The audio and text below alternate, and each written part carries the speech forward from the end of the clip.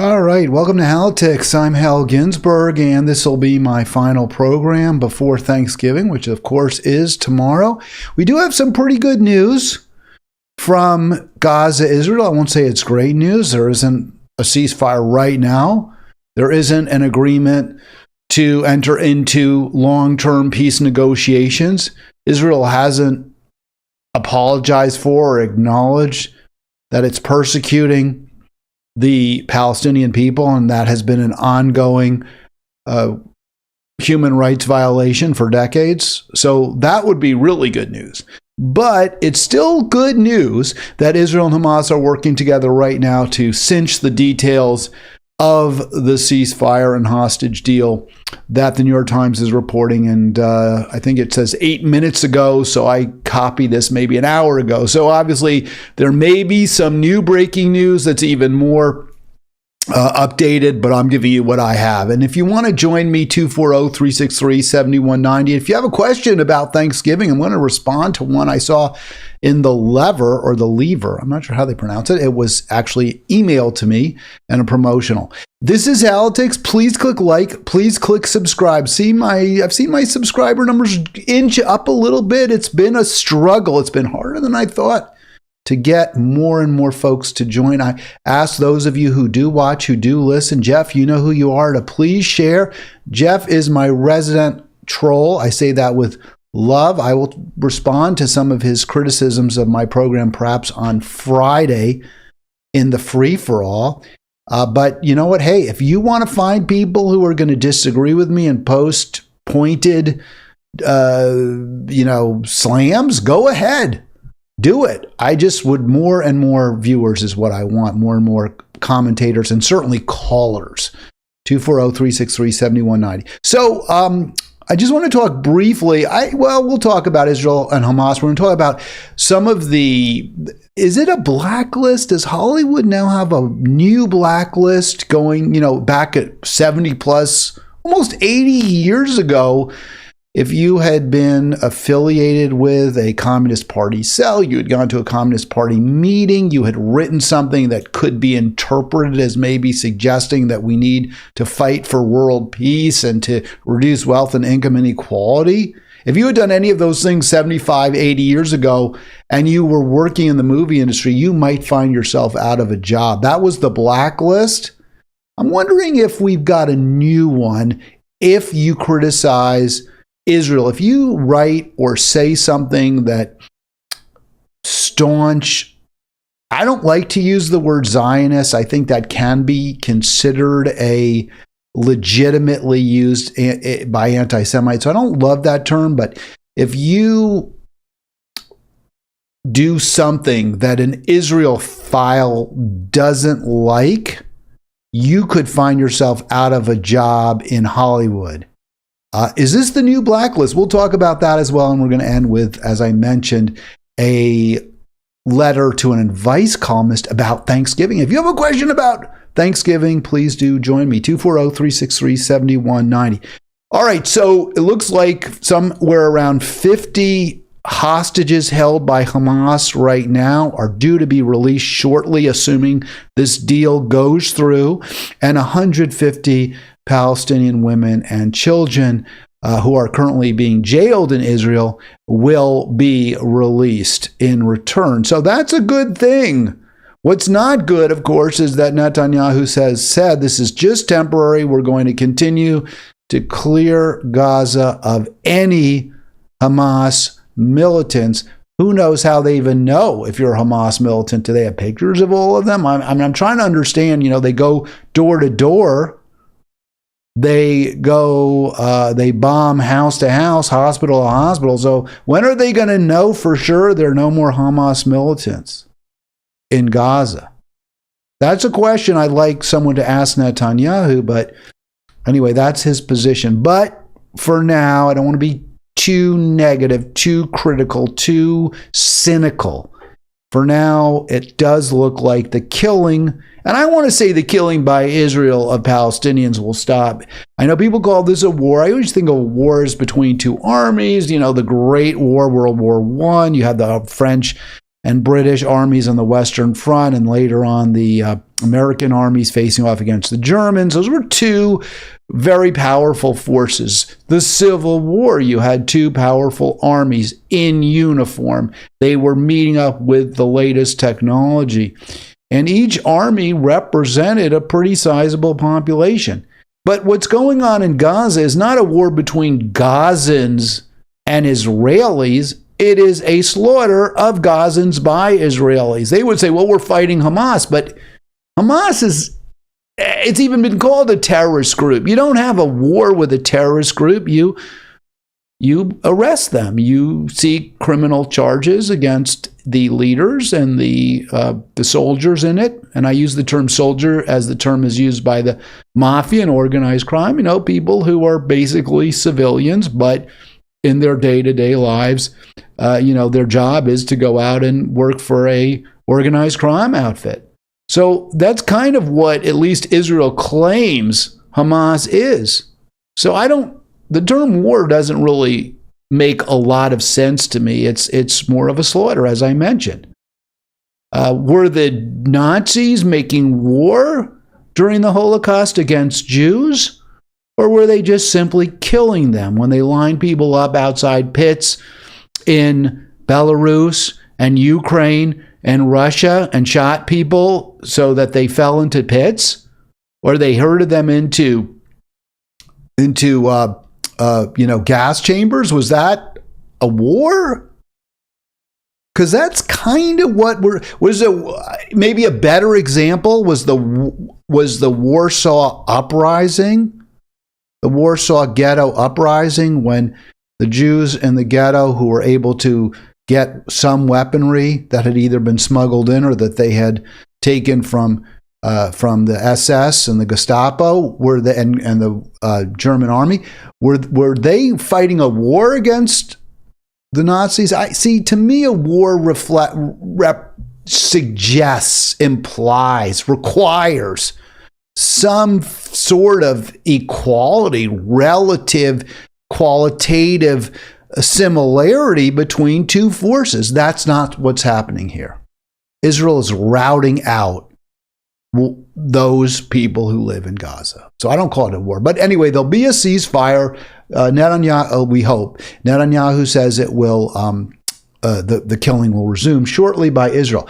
Now, what this ceasefire does, in my opinion, besides hopefully at least gives a little bit of breathing room for the people of Gaza, and of course more, also more to the point, because this is why Israel's doing it, gets some of the hostages freed, and that is a beautiful thing. And also the women and children being held by Israel will also be freed, although I don't know how free they're going to go back right to Gaza, or maybe to the West Bank, where they will continue to be persecuted, but still they won't be in jail. So that's a positive. So yes, the hostage prisoner exchange is good. The ceasefire, the temporary cessation of hostilities is good. Much, much better would be long-term peace negotiations. Now, what I have said on this program, I even asked the question, are we complicit? Because my argument has been that the United States government, rather than doing everything that's possible to stop the killing, to end the persecution, has been helping Israel, right? Has been supporting the Israeli occupation. And that makes us complicit. That's been my argument. And that we not only have helped Israel, but we also have the power to stop Israel, to stop the killing, the persecution, that we as a nation, because we are Israel's by far most powerful, most staunchest ally. I know the Brits and the French are there with Israel too. I get all that.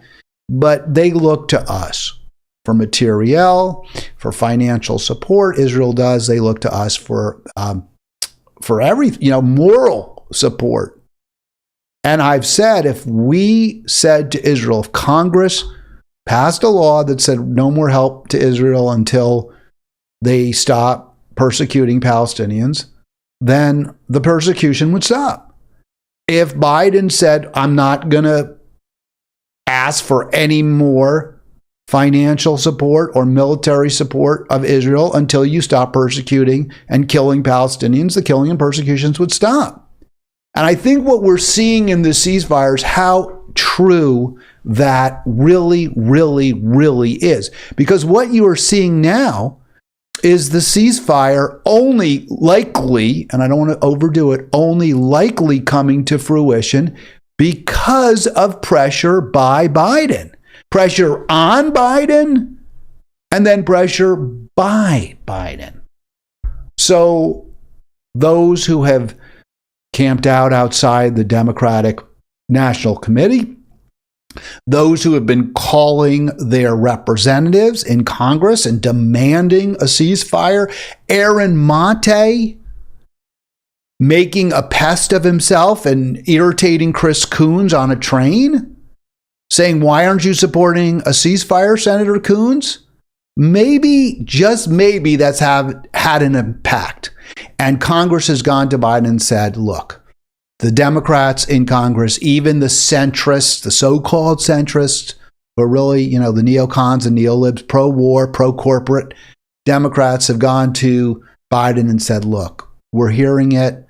This isn't going to be great next year in the elections for us. We're probably in better shape as if you look at the specials this year. We're probably going to win, but push for peace. It'll help us electorally. So assuming that's all true, and I think there's good reason to believe it, then these actions have helped. The pro-peace actions that I have called for, and to a degree, I not as much as perhaps I should have, but certainly have been pushing. Maybe these really are making a difference. I hope they are. I really, really do. But regardless, some pressure brought to bear on Joe Biden caused him to call up Netanyahu and say, you got to do something here. You got to stop the killing, at least for a period of time. You got to bring those hostages, some of them, home.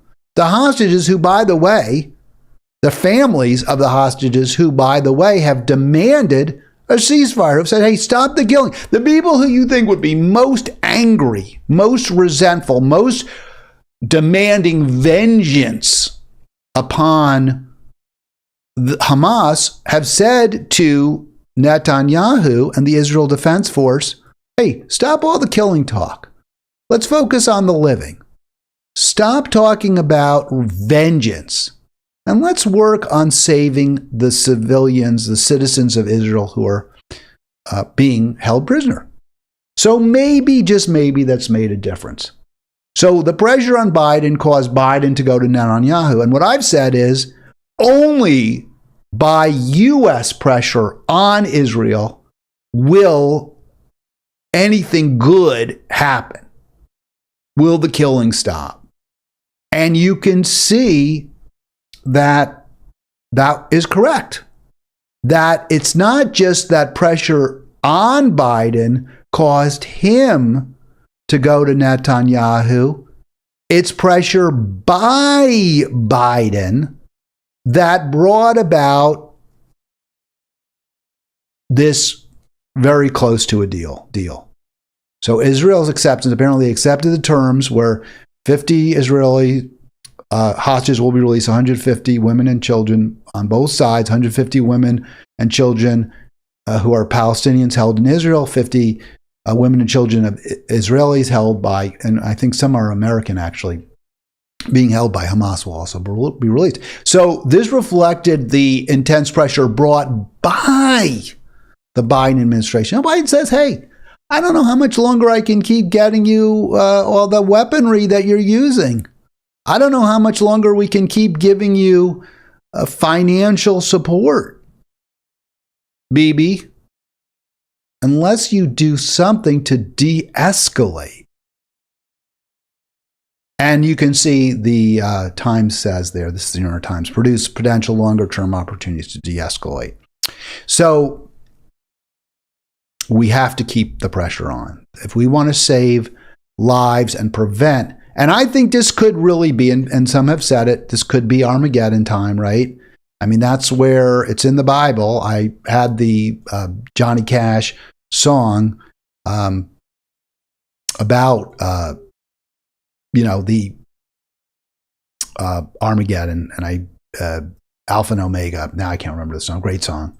One of his best, and a very recent, from him, 21st century song. So if we don't want to see the world end, we do need to keep the pressure on Israel. And it looks like maybe that will happen. Let's hope. All right, if you want to join me, 240-363-7190. I'd love to talk to you.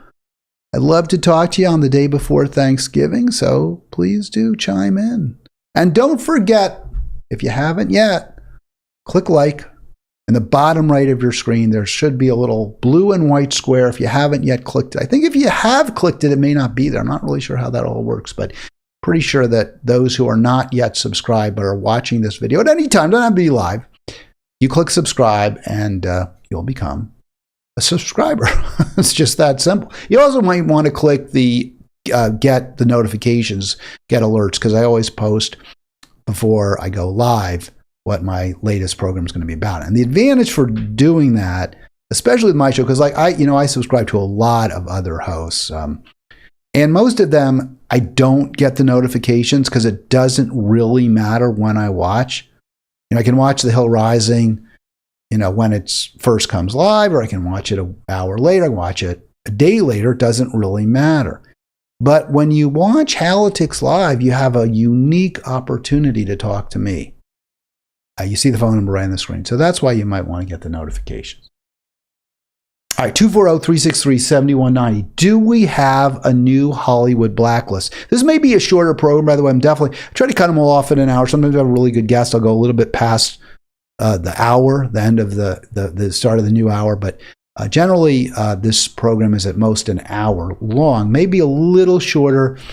Today, the day before Thanksgiving, I do want to help prepare our feast. We are having friends and relatives over, and so I want to help my wife because she does so much of the work.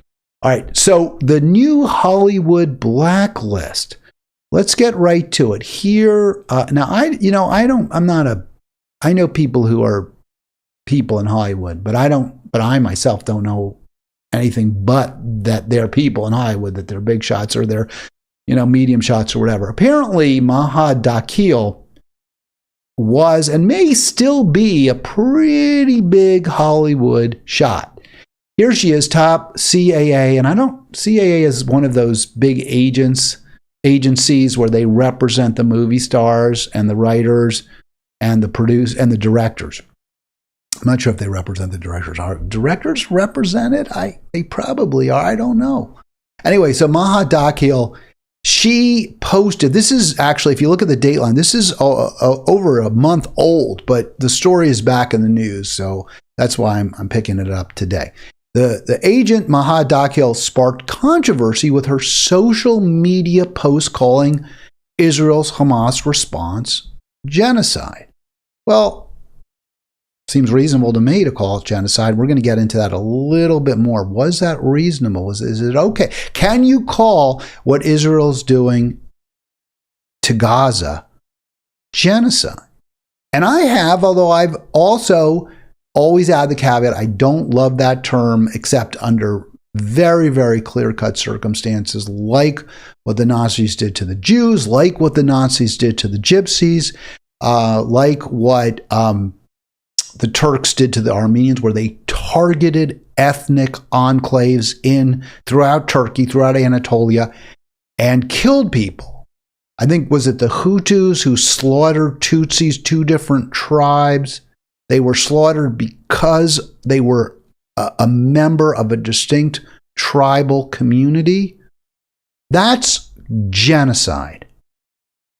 I think the situation in Gaza has similarities to those atrocities, to those crimes against humanity. I do think what Israel is doing is a crime against humanity. I am okay calling it genocide. I have called it genocide, but I understand if people argue it's not. I think this is one of those kind of borderline situation. Whatever you call it, it's evil. And I understand some folks don't want to get into that debate. They're like, hey, call it what you like. It's murder. So Maha Dakhil said it's genocide on social media. And then she apologized. She said, I want to thank my Jewish friends and colleagues who pointed out the implications and further educated me. So she backed down. She caved. She makes a ton of money. She's powerful in her career choice. She's extraordinarily successful. I guess she didn't want to jeopardize it. Or maybe she really felt educated. To me, there's something extraordinarily condescending of when people educate others. And some of you might say, well, but you're trying to educate us. And I want a dialogue. It's true. Some of the things I say, I hope will resonate. Some of my comments about certainly endless war and about the new Holocaust, the climate catastrophe. I hope people will think about that and maybe modify their behaviors, especially for whom they vote. So I guess you could call that educating. So maybe that is kind of arrogant, condescending. I understand that. But I also am prepared to be educated by you. And I think I've had callers who said, hey, I appreciate that because you do listen and you do recognize other people's perspectives. As long as there's a dialogue, that's fine. I get the sense, though, that the people who, quote, educated, unquote, Maha Dakhil weren't interested in a dialogue. They weren't interested in what she had to say. They were interested in pushing her down, saying no more. You don't get to say that. Why would I make that point? Why am I not willing to give the benefit of the doubt to the folks who educated Maha Dakhil? And we'll get into that. So the story I just showed you was from the October 19th issue of Variety. Here, this is the November 21st headline. Today's the 22nd, I think. So this is from yesterday by Tatiana Stiegel, who is a writer for Variety. And I thought she does a nice job with this. So good job, Tatiana. They get into the story. There's a follow-up, right? It's been a month, 2 days since Maha Dakhil was dressed down, presumably by her bosses, whatever, for calling Israel and by others. And there were threats levied against her. Apparently, she backed down. She's apologized. She said she was educated. The story continues. The Scream movie franchise, one of their stars was fired. Clients are booted from agencies and a secret Tom Cruise meeting. Tom Cruise comes out of this looking awfully good, which to me is always a surprise when Tom Cruise looks good. I liked him in Risky Business, but not much since then I'm even familiar with it. Not even that familiar with his work, although he's been in a ton of huge movies. Very, very successful. So from the November 21 Variety, what's going on at two huge Hollywood agencies? And one, CAA, is, I think it's Creative Arts Agency, I think is what that is. Maybe I'm wrong. I think that's what we're talking about with CAA. And another big one is WME. So this Variety article talks about both CAA, and WME. So let's get into it. 4 days after October 7th, this goes back to the Maha Dakhil controversy in October when she posted about the genocide. 4 days after the Hamas terror attacks in Israel, WME, one of the Hollywood agencies, invited Steve Leder, the rabbi from Wilshire Boulevard Temple, to visit the agency's Beverly Hills headquarters. So we're talking about, and I'm making an assumption here, rich, very rich, influential people, all of them. People who run WME, their clients, their top agents, and also the rabbis, because this is a powerful temple, Wilshire Boulevard Temple, Beverly Hills. Wealthy, right? I know that's a trope, but we're not talking about some Hasidic community in like far eastern Los Angeles in the desert in Bakersfield or Riverside or someplace like that. Talking about Beverly Hills, we're talking about Hollywood. These are important, influential people, certainly within the movie community. So Letter or Leader, whatever it's pronounced, however it's pronounced, was invited to visit WME. And I have a huge problem with this. I want to just say right now, he came to provide comfort for employees reeling after the worst attack on the Jewish people since the Holocaust. Was it an attack on the Jewish people? See, this is where Variety, I don't like that phrasing. Was this the worst attack on the Jewish people? If you said it was the worst attack that Jews have sustained since the Holocaust, that would be fair because the victims are Jewish. But were they attacked because they're Jewish, or were they attacked because they're Israeli? Because there is a distinction. In Pittsburgh, several years ago, I think, there was a horrible massacre at a Pittsburgh synagogue where many were killed. That was an attack on the Jewish people. It was clearly an anti-Semitic hate crime. I don't know that I'm going to go that far to say what happened in Israel was an anti-Semitic hate crime.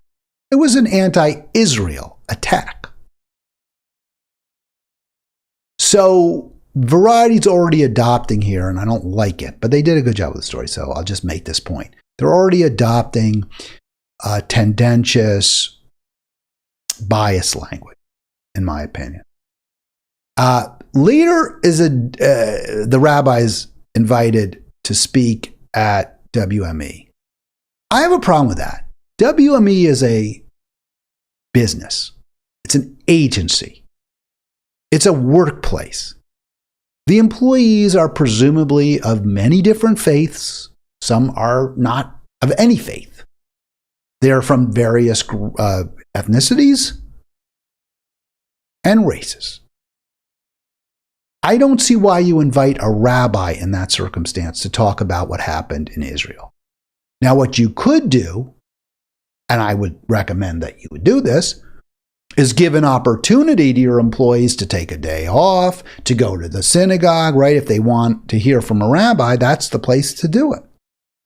I don't think the workplace is the place for this rabbi to be giving a speech or presenting his perspective on what happened in Israel on October 7th. Now, I'll give you an example of a time when I think maybe inviting a rabbi makes sense. Let's say there's a lot of anti-Semitic activity within the workplace or allegations of anti-Semitism.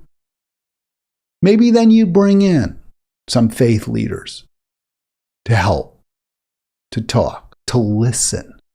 Maybe that would make sense. I don't think this fits that description. You disagree, let me know. 240-363-7190. You agree? Let me know. The event was not mandatory, nor should it have been. The speech was considered secular. That's kind of weird because he is a rabbi. But several staffers complained. And the co-chairman of the organization, rather than I don't know, Richard White's, maybe Jewish, sounds like in Christian Mirrorhead, I don't think Jewish, with the name Christian. But rather than saying, hey, yeah, maybe we shouldn't have done that, or we're sorry, whatever, they invited the CEO of the ADL, Jonathan Greenblatt, to speak. And that was just throwing fuel on the fire, obviously. Rather than listening, rather than engaging in a dialogue to hear what the concerns were, Greenblatt says, the real problem here is the writers, some of whom you represent, aren't condemning Hamas. Well, that's just not appropriate in the workplace. I don't agree with him at all, but you give that speech. We can argue about it. If you're going to go to a captive audience at a workplace, then you have an absolute obligation, in my opinion, to listen. Not just to, quote, educate. Not just to tell people why they're wrong or the people that they like are wrong or that they support are wrong. Obviously, that isn't the perspective of ADL CEO Jonathan Greenblatt. And he elucidated, he elaborated what was wrong. So is there a Hollywood blacklist, right? If you say something that ADL CEO Jonathan Greenblatt doesn't like, could you lose your job in Hollywood? It sure looks like it.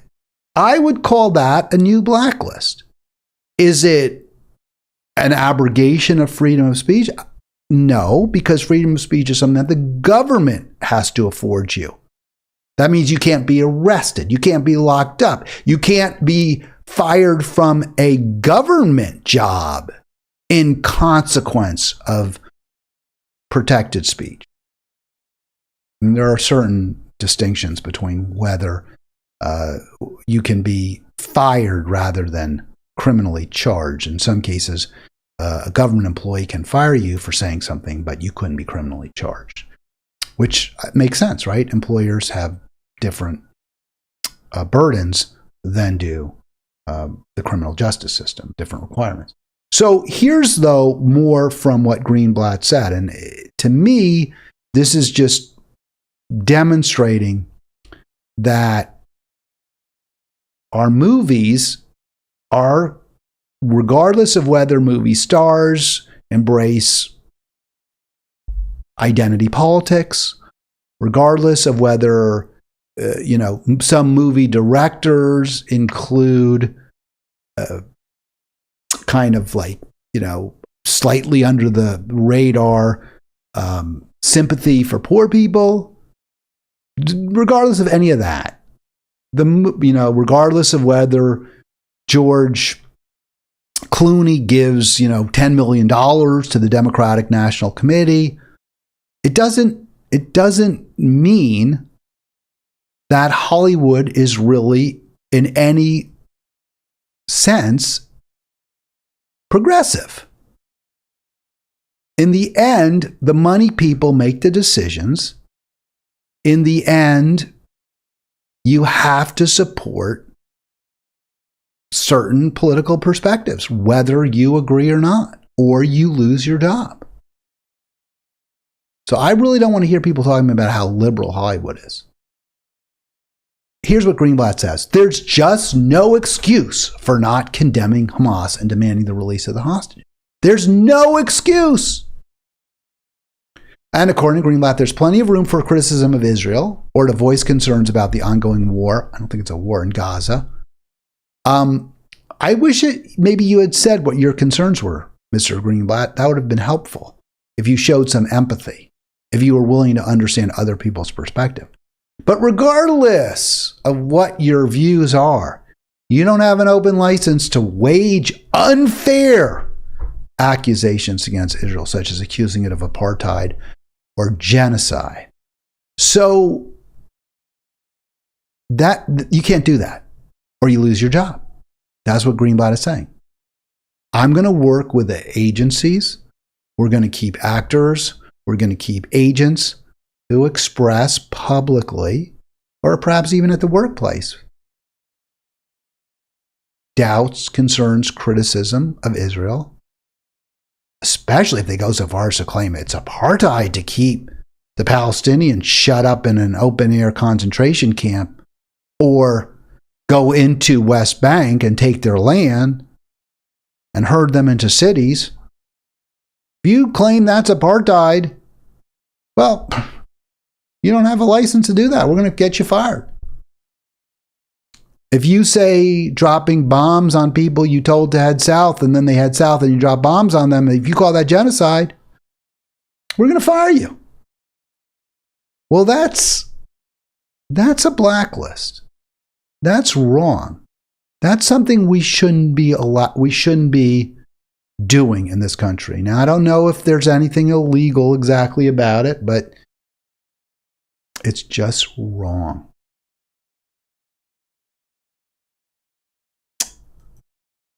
Is it that absurd? Is it that crazy to make accusations against Israel of apartheid or genocide?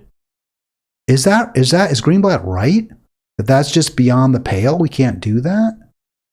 Well, let's see. What does let's go to I'd hardly call this an ultra liberal, left wing, progressive organ by any stretch of any imagination. There's just no way you can call it Time magazine. It's really the establishment voice, right? This is the magazine that gave Hitler Man of the Year back in like 38 or something, or whenever it was they did. So they asked that question. They asked this very question. And I appreciate that they did this. Good for Time. Is what's happening in Gaza a genocide? Experts weighing November 14th. And I really think they did an outstanding job because they come to the same conclusion I did, which is it's complicated. You can say it is. You have plenty of argument and evidence to support that claim, but genocide is such a fraught term. It reflects or describes such evil that, as evil as what Israel's doing, it may not quite meet a strict definition, especially because you really do need intent, right? The goal of eradicating a group of people is kind of what genocide is, right? And it's not clear. So, I wouldn't call what the transatlantic slave trade was one of the most evil things that ever happened. I put it right up there at the top, along with the Holocaust and some other examples. Is that true genocide? No, because there was no intent to kill Africans. The intent was to many were killed. Millions died as a direct result. They were killed. They were slaughtered in many ways, as well as many were enslaved. Many millions more were enslaved. But it wasn't a genocide because the goal wasn't to kill the Africans. The goal was to force them to work at the pain of being whipped or having parts of your body removed. It's evil. It's as evil as it gets, but it isn't quite genocide. Is what we did to the Native Americans, what European Americans did to Native Americans, is that genocide? I think you have a good argument. I don't say it wasn't, but there you might even still make the claim it wasn't the goal of wiping them all out. But you could say it was. There's plenty of evidence that, yes, at least many white people did act with that direct goal. So certainly there was ethnic cleansing, the Cherokee Trail of Tears, and others. Genocide is reserved for the worst things that humans do to each other. Among the worst things, one of the worst things. So is it genocide? Well, again, there's some reasonable differences of opinion. And you can see pictures that obviously reflect incredible inhumanity. Bombed out cities, children without home, homeless kids, babies in incubators. I mean, this is really, really bad. You look at a city like that, you say, well, yeah, it sure seems like their intent is to wipe those people off the face of the earth, or at least push them off into the desert or something like that. You can make that argument. I don't know if it's proven by this, but it's certainly evidence. I don't think calling what Israel's doing genocide is beyond any pale. It's reasonable. Raz Siegel, Program Director of Genocide Studies, they should know. right? I mean, that's their job. They're the program director of genocide studies at Stockton University. Says it's a textbook case. This is exactly what genocide is, says Raz Siegel, pointing to the mass levels of destruction, total siege of basic necessities. There are others who take a different view. But wherever you come down, the argument that calling what Israel's doing in Gaza genocide is somehow beyond the pale. It's absurd. You can't even say it, according to Greenblatt from ADL. It's ridiculous. He's totally wrong.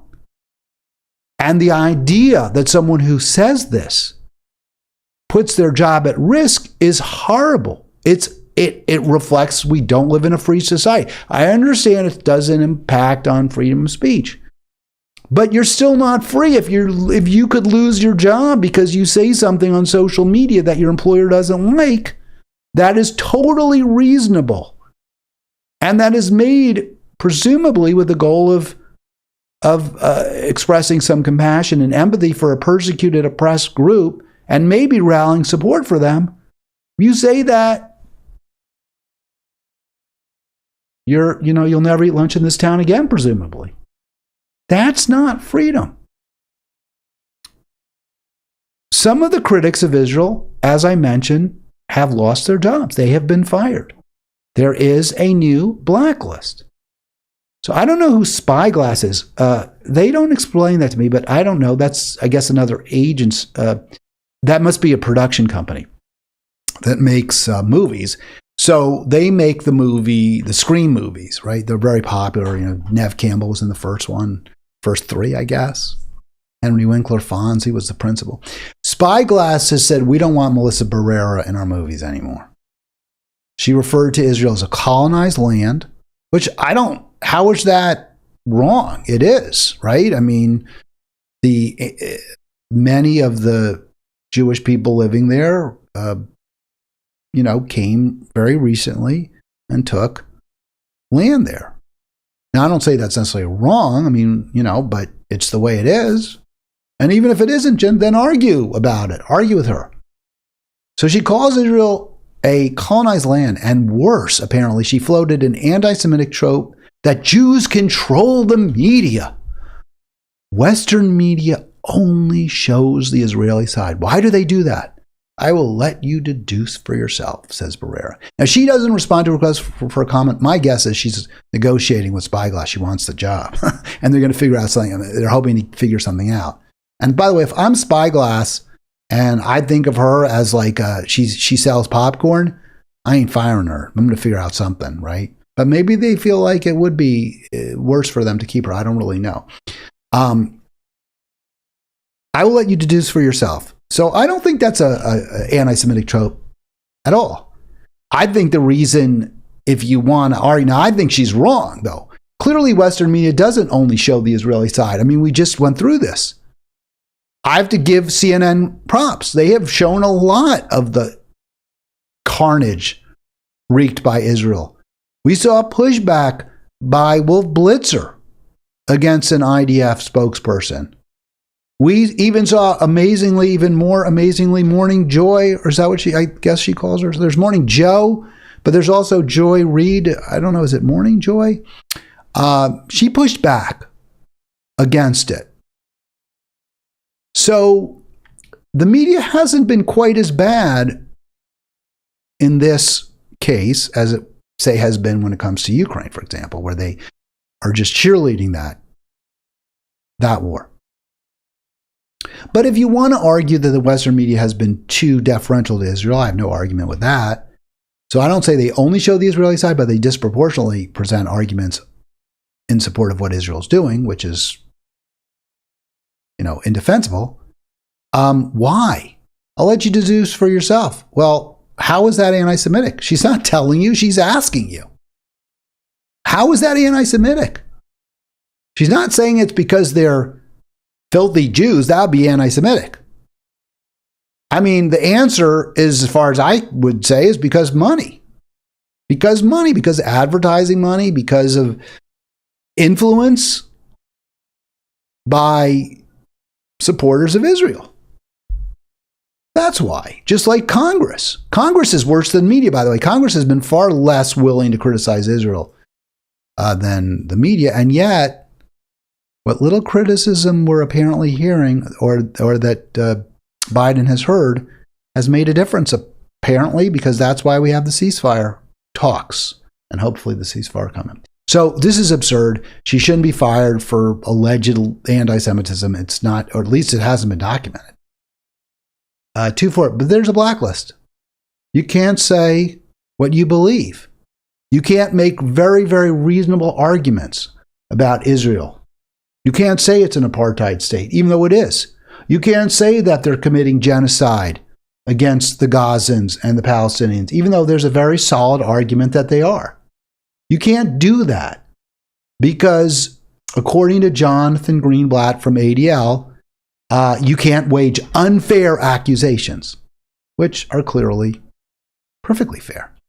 Maybe wrong, arguable they're arguable. I err on the side of calling what Israel's doing in Gaza a genocide, but I do that with some caveats. All right, 240-363-7190. But if you say it and you have a job in Hollywood, you'll lose it. Very, very possibly. Now, apparently not if, A, you apologize, like Maha did, and not if your top client is Tom Cruise. Then you can say whatever the hell you want. Susan Sarandon, in her, I think, late 70s now, not the star she once was. She was dropped by the agency UTA for saying frightened Jews are getting a taste of how it feels to be Muslim in America. Page 6 reveals. Is that offensive? I mean, I'm Jewish. I'm not really offended. I'm not. I don't consider Susan Sarandon to be an anti-Semite. I mean, she was all in for Bernie for president. Bernie's Jewish. How anti-Semitic can you be if you support Bernie Sanders for president? So I'm not clear why that would get you fired. But at least it lost you your agent, which in Hollywood is very, very big. Right, let me get back. I pop that up for a second. So yeah, that's an issue. Hollywood has a blacklist, and it's wrong. When you always say, well, what would I do in times of moral uncertainty? Would I do something? Like, would I fight the Nazis? Would I fight slavery? And we are seeing this kind of evil right now. What are we doing to stop it? Okay, more from Hollywood. Just a little more on the blacklist. We're almost done for the show. 240, but you want to join me? I still have time. 240-363-7190. So back to Maha Dakhil. She wasn't fired. Remember, she's the agent at Creative Arts Agency, if that's what they call it. And let's get right into what she said and how she was almost fired. So from CAA, Maha Dakhil, one of the top agents, ignited a firestorm. She wrote, "What's more heartbreaking than witnessing genocide?" We're going through this. It's perfectly reasonable. It's not outside any pale to call what Israel is doing genocide. What's more heartbreaking than witnessing genocide? Witnessing the denial that genocide is happening. I am very sympathetic to that because I feel like I'm often talking to people with their ears and eyes closed. I make this argument on social media, on Facebook, and people just don't want to hear it. They just aren't able. Now, maybe a lot of Jewish people, I don't want to make it about religion exactly, but a lot of Jewish, but I know people who aren't Jewish who defend Israel's indefensible actions. I think there's this, we're tribal, right? So you're Jewish, you think you're part of a Jewish tribe. Israel is the Jewish state. So you have that emotional tie. I don't have that kind of stuff. I just don't. I mean, it's like, I try to just look at what people do. I get things wrong all the time. I try to look at what they do. Is it good? Is it bad? Is it right? Is it wrong? But a lot of people feel like they can't admit that their people, their group, those they support are bad people or just doing bad things. They just can't do it. It's like the people who voted for Trump. They don't want to admit that Trump really was pretty bad on January 6th. Now, was he trying to take over the government? I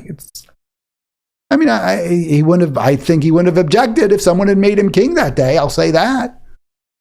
It's like the people who call themselves Democrats. They can't bear to acknowledge that the whole impeachment of Trump for allegedly conspiring with Russia or colluding with Putin or whatever he was doing was just based on nothing. Hot air. Zip. So people get in their tribes. They're Democratic. They're Trump supporters. They're Jews, and we support Israel if we're doing it. So, and they can't break out of that. It's very sad. So I get why Doc Keel is so upset. That denial, that refusal to acknowledge your group is doing evil. And as a result of saying something that was completely legitimate, completely reasonable, she was relieved of her duties as co-chief of the motion pictures department. There's a new blacklist in Hollywood. But they did let her stay an agent. So why? Well, here's where we give Mr. Cruz his due. He said, nope, she's my agent. I'm a $20 million movie man, probably more than that. You know, all those MI movies he made, a mint. I think billions, right, if you add them all up. And she's a 10%er. Isn't that what they call agents, 10%ers? So he probably has a piece of those movies. I doubt she gets 10% of the points that he has, right? Like if he gets 5, well, maybe she does because she negotiates those points. She goes to Universal Pictures. That's the one who made the MI movies. I don't know whoever made them. She goes to the pictures and she says, "Hey, my guy's going to bring you $500 million in sales. And he wants some of that. I want him to get, 5% of the gross over, once you get your 300 million, it's all gravy, baby." So my guy gets 5% of everything over the first 300 million. In sales, we're not talking about profits. We're not going to let you can't use your accounting tricks. So that's what Mahad Keel says. So let's say they go along with that. So let's say the movies gross 1.3 billion. The movie grosses 1.3 billion. Cruz gets 5% of that, which is he gets 5% of that 1 billion over the 300 million. 5%. I'm doing my math right, $50 million. She's a 10%er. She gets $5 million. So she's bringing that into the agency. Somehow it seems like it should be even more. His points may be more than that. I don't know. I'm just working with raw numbers. But whatever it is, that 50, let's say it's $5 million for that one movie. That's a hell of a lot she's bringing in. She probably gets a percent of that. 10%, I don't know, whatever. She gets a nice chunk herself. Tom Cruise would just, if CAA fired her, she'd go work on her own. She'd open her own agency. And Tom Cruise would follow her. So, of course, CAA isn't going to fire her for that. Just not worth it to them. If you're that big a shot, you can get away with stuff. But remember, you get away with much. She apologized, said she was sorry. Never happened again. Thank you for educating me. Thank you, sir. May I have another? Basically, the response. And she kept her job, although lost her title as co-director of the motion picture department at CAA. All right. 5 more minutes. Let's get into it. Here is angry daughter. And this is to the lever. This is to their advice columnist. I was really interested in this for whatever reason. I always find these conversations, these questions very, very interesting. So let's get into what angry daughter wrote to Left Wondering. I don't know why they're called Left Wondering. I never watch. The levers, apparently, it's like you have to have a subscription base. They require you to pay to get their material.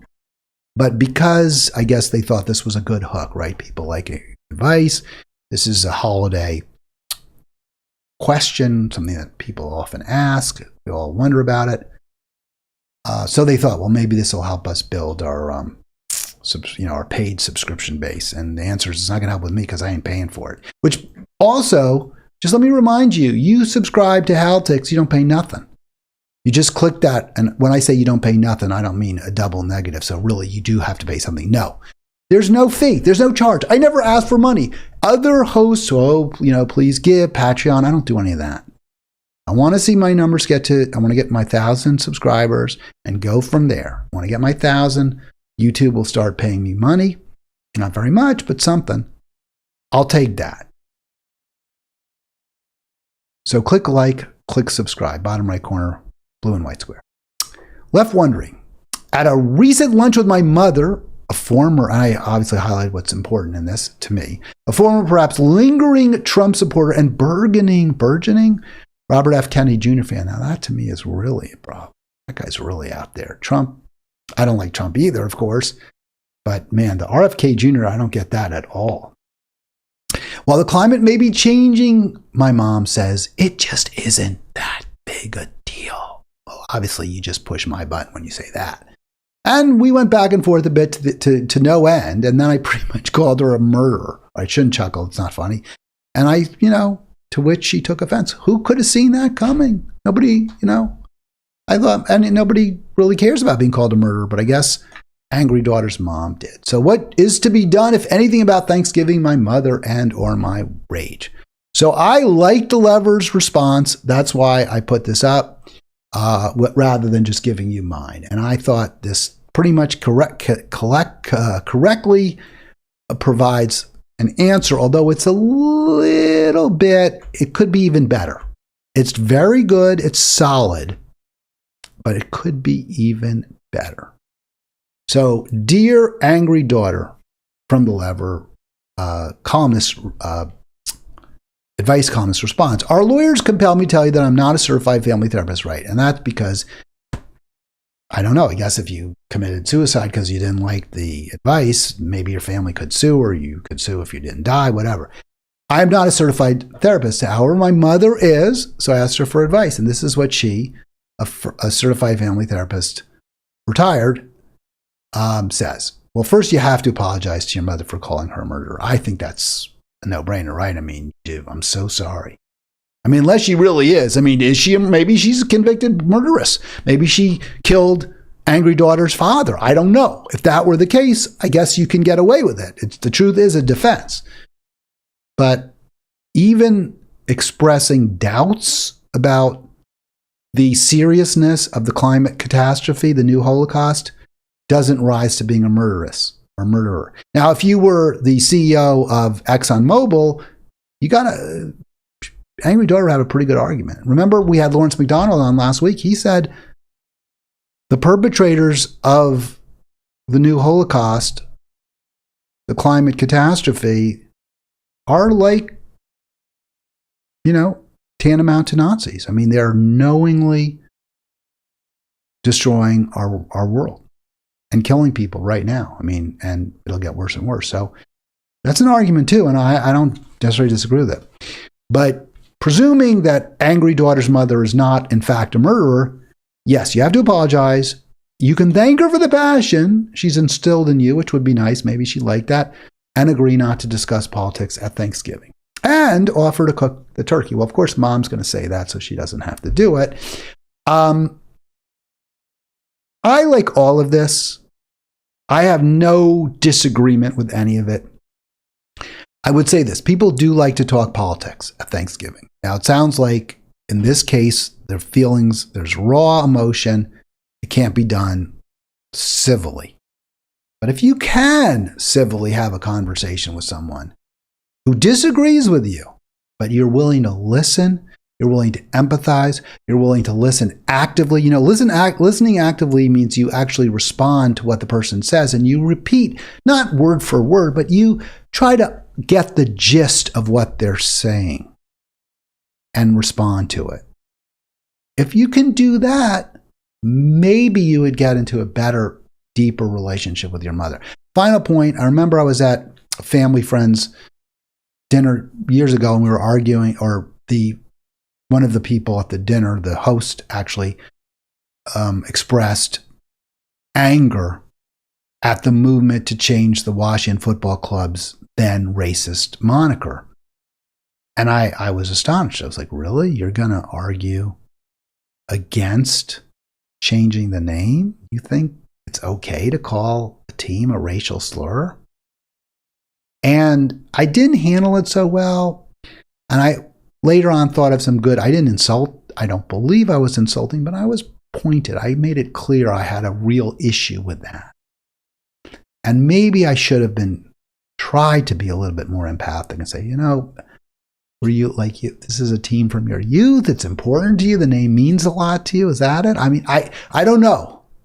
That might have been, had I done that, a way to get to a better place. So if you can discuss politics, if you can discuss very often polarizing subjects in a way that you at least show some understanding of the person's view that isn't the same as yours, that can be really good. Final word from me. That's my advice. Have a great holiday. I will be back Thanksgiving, and I will add that I am very, very thankful that I had the opportunity to speak to you. I would be even more thankful if I had the opportunity to speak with you. So please call when I do my next program, Friday, the Free for All.